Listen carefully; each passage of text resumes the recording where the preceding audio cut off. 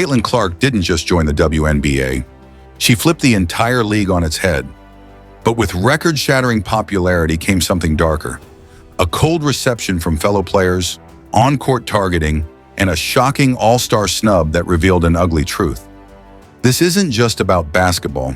It's about power, perception, and whether the league can handle the storm Caitlin Clark brought with her. Caitlin Clark entered the league not as a rookie, but as a phenomenon. In 2023, she led the NCAA in points, assists, and viewership. Her final Iowa season averaged 6.2 million viewers per game. Her senior year championship run shattered the women's basketball viewership record, with over 18.9 million people tuning in for the title game. She broke the all-time NCAA scoring record, men's or women's, and brought a flair and range to the game that turned her into a household name.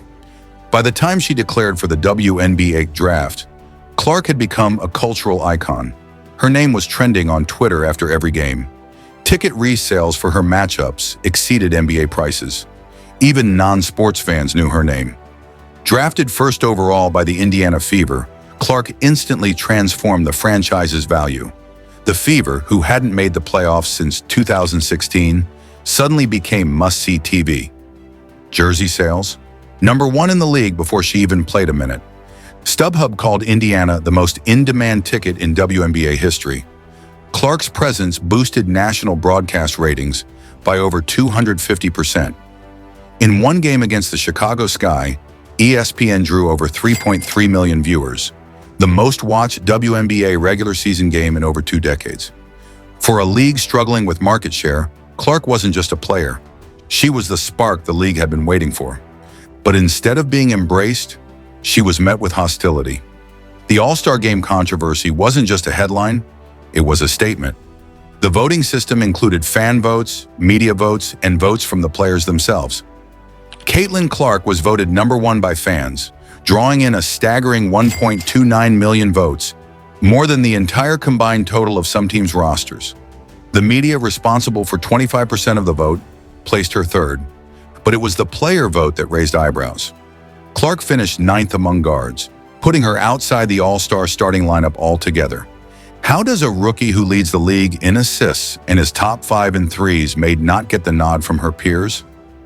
WNBA legend Lisa Leslie voiced her disappointment, saying, "It's personal. There's no way that's about stats." ESPN's Dick Vitale took it further. "The players are jealous. She's the reason they're flying charter, the reason crowds are up, and they resent her for it."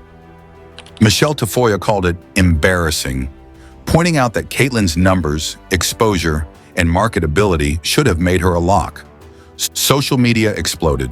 Twitter/X threads called the vote a joke, and Reddit boards labeled it the jealousy vote. Even fans who didn't like Clark's cocky persona agreed. The numbers alone should have been enough. And in that moment, fans saw a divide. The league loves what Clark brings. The players? Maybe not so much. The tensions didn't stay in the voting booth. They exploded on the court.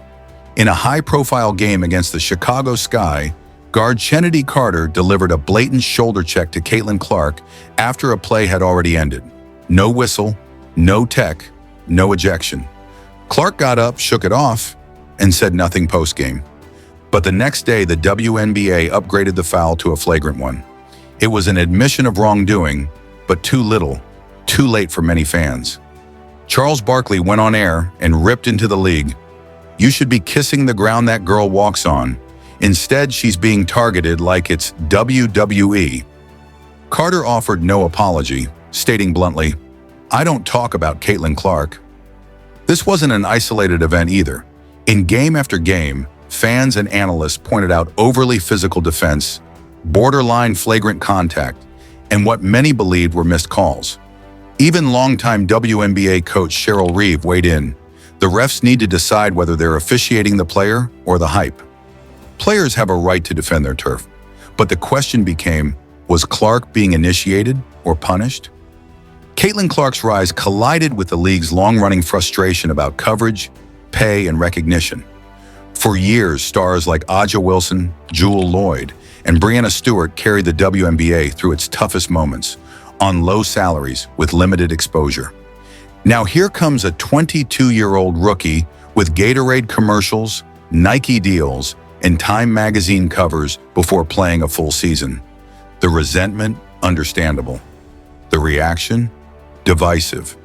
Angel Reese, Clark's biggest collegiate rival, reignited the rivalry in the pros, mocking her after and during games and fanning flames on social media. Aja Wilson addressed the media frenzy. Some people are stars on the court, some are stars off the court. Some of us have had to grind quietly. Clark, for her part, kept things neutral. No quotes attacking her teammates, no reaction to the drama. But the culture clash is real. The league is being pulled between legacy and leverage, between veterans who pay dues and a rookie who's changing everything. While players may be hesitant to embrace her, brands have no such doubts. Clark signed deals with Gatorade, Nike, State Farm, Panini, and Bose. Her WNBA jersey sold out in minutes, multiple times. League-wide, merchandise sales are up 240%. Viewership is up 300%. Arena attendance has risen by double digits. More importantly, Clark helped secure a league-wide shift to charter flights, a major win for player comfort and safety. The WNBA Players Association thanked the league, but the fans knew the truth. It was the Caitlin Clark effect. Yet despite her massive contributions, her peers continue to offer little praise. The conversation online has turned into a proxy war between Clark fans and WNBA purists. But here's the reality. Caitlin Clark isn't going anywhere, and the league is going to have to figure out how to grow together. Clark leads all rookies in assists. She's top 5 in three-point shooting. She's made Indiana a playoff contender. But she's also taken hits, literally and figuratively. The bruises, the snubs, the cold shoulders. Still, she plays on, quiet, focused, unbothered. The league has a decision to make. Will it rally around its most impactful star, or will it let internal friction derail its biggest growth opportunity? Because make no mistake, whether players like her or not, Caitlin Clark has already changed the game.